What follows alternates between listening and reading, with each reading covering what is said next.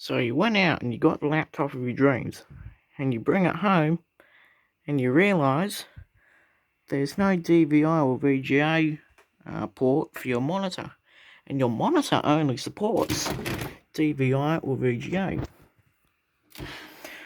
Well, luckily, there's a few options.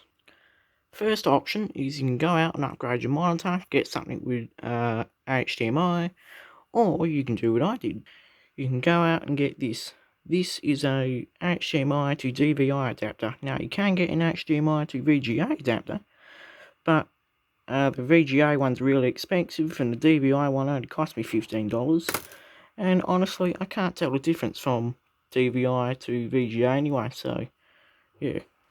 Make sure the HDMI part is a male and the DVI or VGA part is a female, otherwise it's not going to work. So this is how it works. Plug the HDMI end into your laptop's HDMI port, like so. Then grab your DVI cord, which is plugged into your monitor, plug her in like this. It's going to start flashing and installing the drivers, and your screen will now come up on the monitor.